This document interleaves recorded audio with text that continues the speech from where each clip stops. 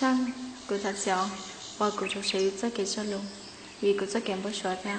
cô nhớ rất kém bớt số, nên chung là. Gần nô, cô yên phong hai tia, cái số tôi ra đan hiểu kề, chú chỉ nhớ, cô yêu lại yêu, tôi phải như học ra đan, thế thì cô lâu cả hẹn, cô thấy là u, bớt số. Cho cái gì luôn, nó cho nó, cho hai tên nó, cứ cho cái luôn, chừng chỉ tao có lo, có một có. Xong, có sáu tới sáu quả, cứ xong theo, cứ nhớ tới nói chung, có cho mình chỉ tới sáu sáu quả. Quý chỉ tôi sẽ cho có liền con nó, giờ tôi yêu, ở chỗ có cá xia, cứ cho sẽ yêu ở chỗ giờ tao có.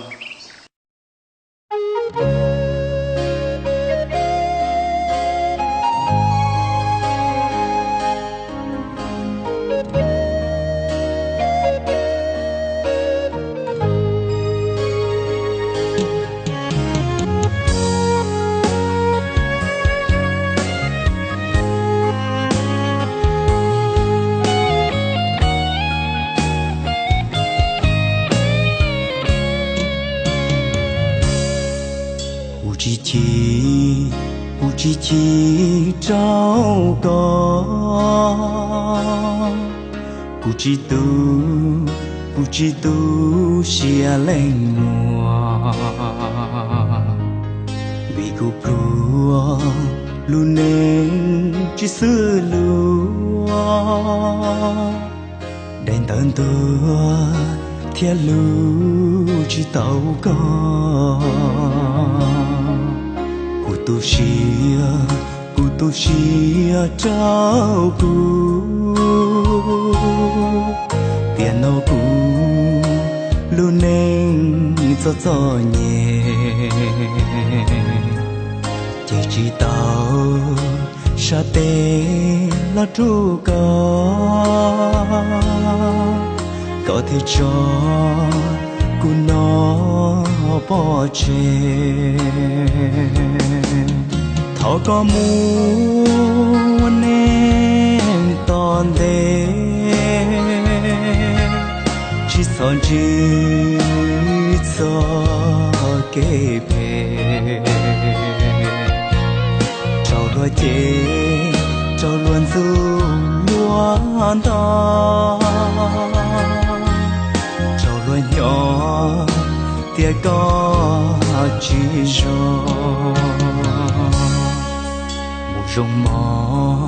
mu rong mò tu cu lu thọ có mu wo lu nên shi lu pro li cu yên chi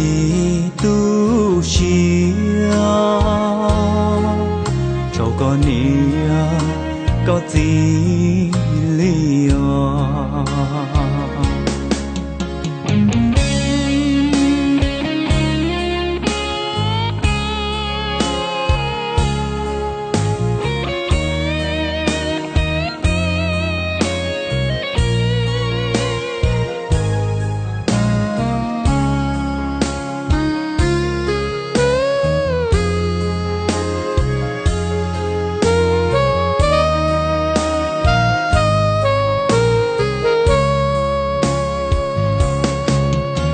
có muốn nên toàn đế